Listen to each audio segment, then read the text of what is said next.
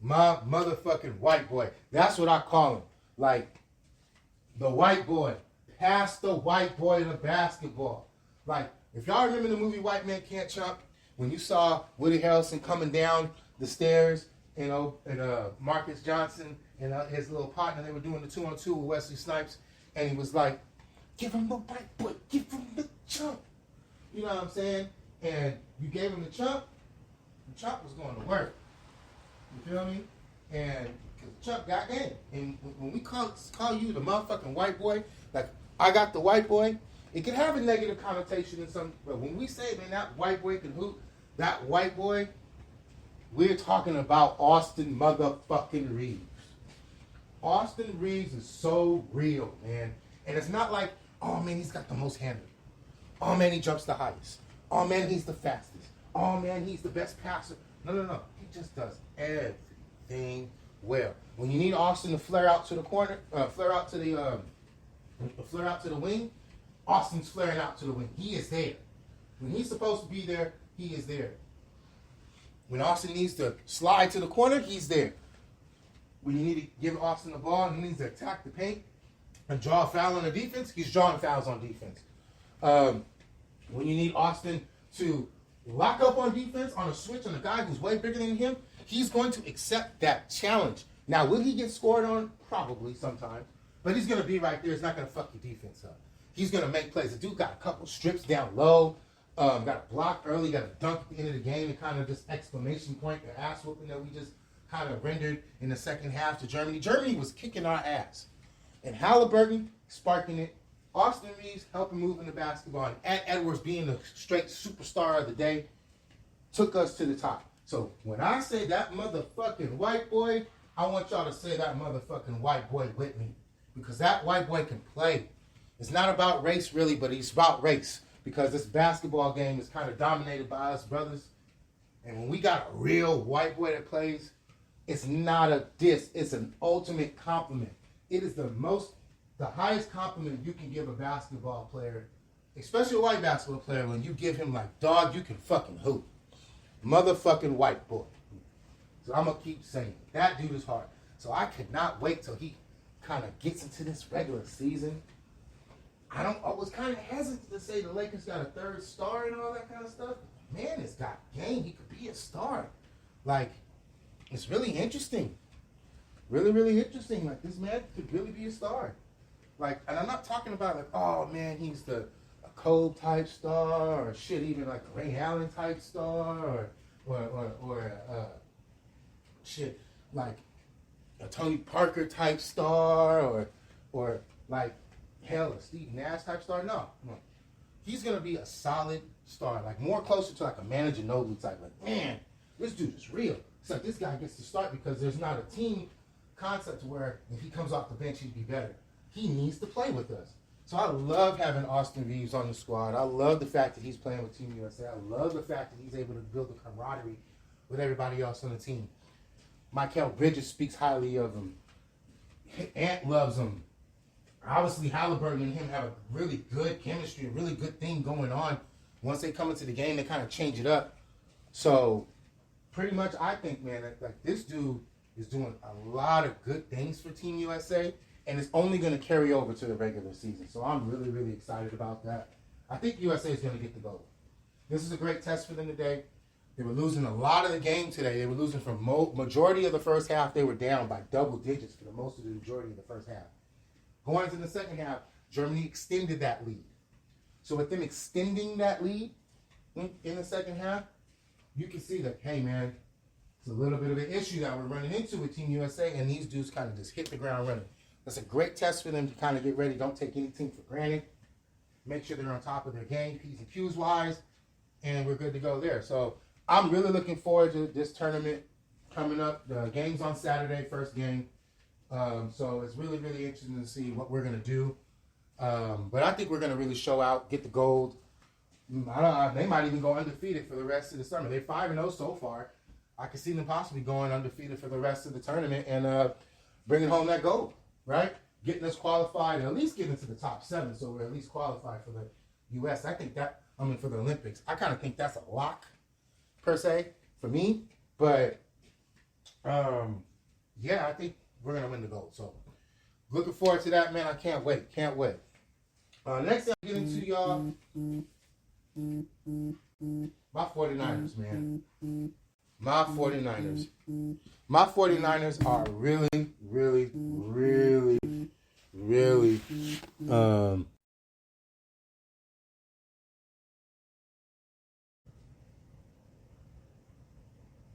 sorry about that, ladies and gentlemen. Just got a call real quick, a little bit important. Kind of broke it up. But back to what I was gonna say. Yeah, man. Want to talk about these 49ers, man.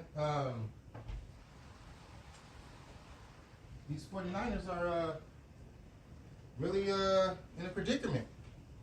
Trey Lance looked a little bit better, I heard. I still haven't had a chance. I'm in California to kind of block out the game, so it's kind of hard for me to see all the stuff. But I did see he got a good second half drive where he was able to get a touchdown, missed on a 2-point conversion, and then going into a game-winning drive to allow Jake Moody to kick the field goal. So good. But yeah, man, he's going to be a practice player. Probably going to be the third-string quarterback. Probably not going to get an opportunity to play. It is what it is. My team's trying to win. So I obviously think that Trey Lance is really going to try to do his best to get on the field, but he's not good enough. And hopefully Brock Purdy is good enough, because we will see, man. It's going to be really interesting to see if he's going to be able to ball out. I'm really concerned about my quarterback position, but I also know that my team is good enough to kind of overcome that. So we're really going to be eyes glued to the TV to see what we do as an organization with that spot. And if I've been talking to people, man, I'm like, yo, Brock Purdy is really good. But what we can't do is we can't have the same situation like Kirk Cousins was when he was with Washington, where you see that this dude's good, but he's not great. He's about to come up on a contract. As opposed to giving his money early, we want to franchise tag the man, piss him off, and then he ends up leaving like Kirk Cousins left with Washington. Because if Kirk Cousins was still in Washington, ladies and gentlemen, Washington would actually be really, really good. They have the records of talent. They don't have the coaching, I don't think. I think the coaching is really something that they need to really work on. But they have the talent, man. And I just think that they really kind of dropped the ball on that. So I don't want the 49ers to drop the ball on Brock Purdy. We're really going to need to get ahead of the curve on that. Make sure we don't kind of overplay our hand a little bit when it comes to what we're going to do with that quarterback position and how we're going to pay him and what's the good number. Mm-hmm. He's not worth $40-50 million, but he might be worth 20.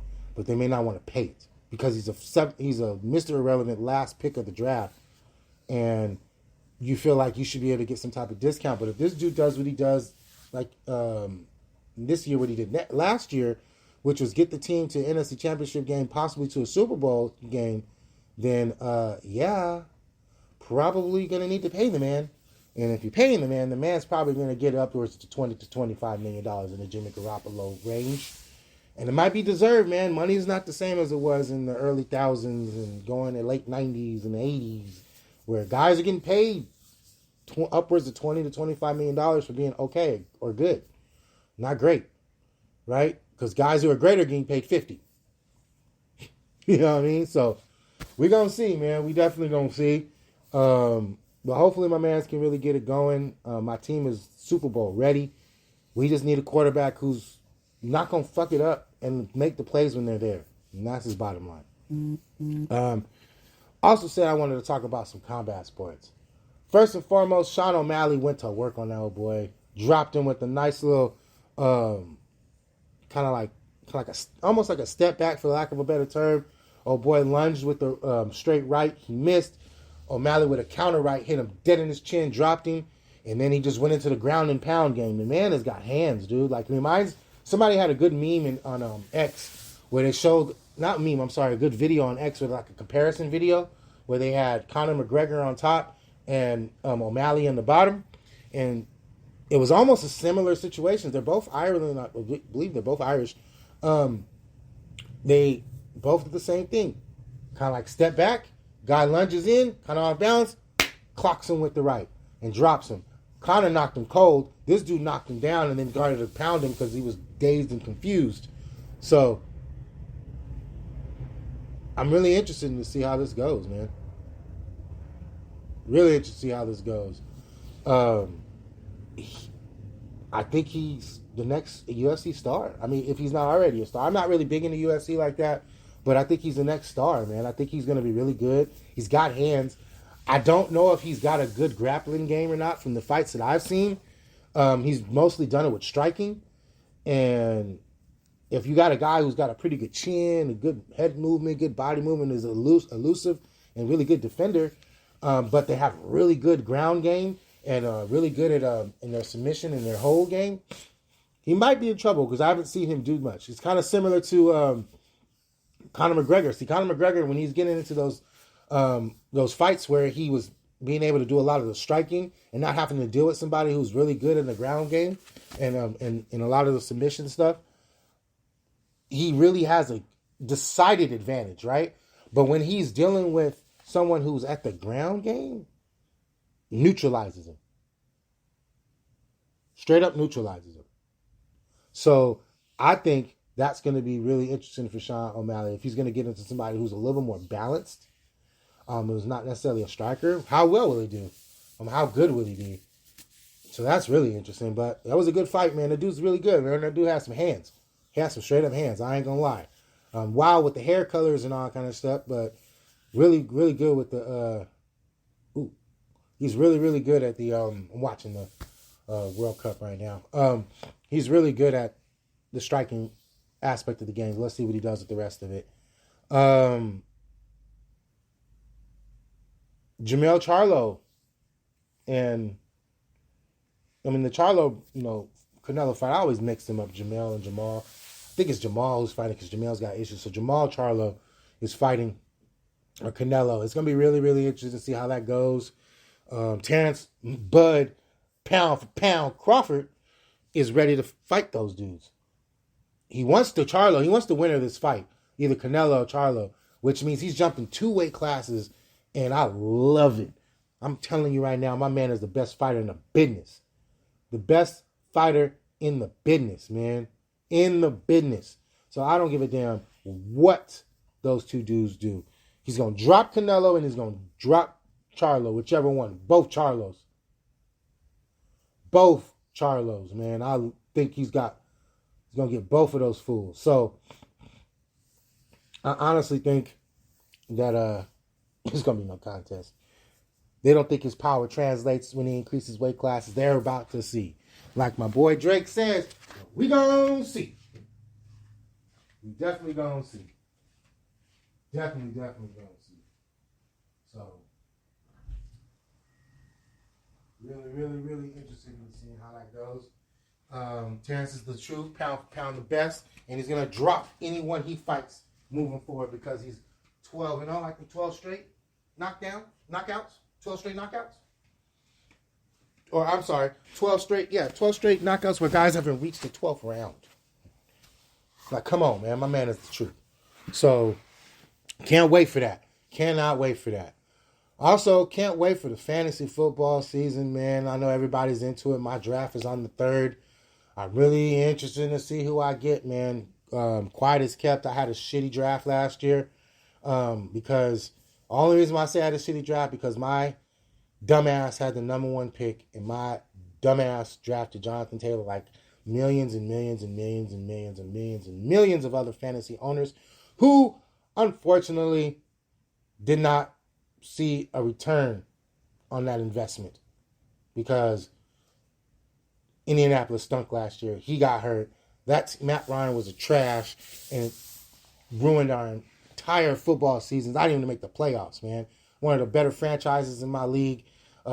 Yet to win the title, though, man. But I'm one of the more winning franchises. I always win, regular season-wise, get into the postseason, and fizzle out or losing the championship game. Well, last year I didn't even make the damn postseason. So, all because of that first pick. Should have drafted Cooper Kupp. Should have drafted Justin Jefferson. Should have drafted Christian McCaffrey. Should have drafted. And I drafted freaking Jonathan Taylor. Guarantee you this. I get a number 1 pick. I ain't making the same mistake again. It's either going to be Justin Jefferson or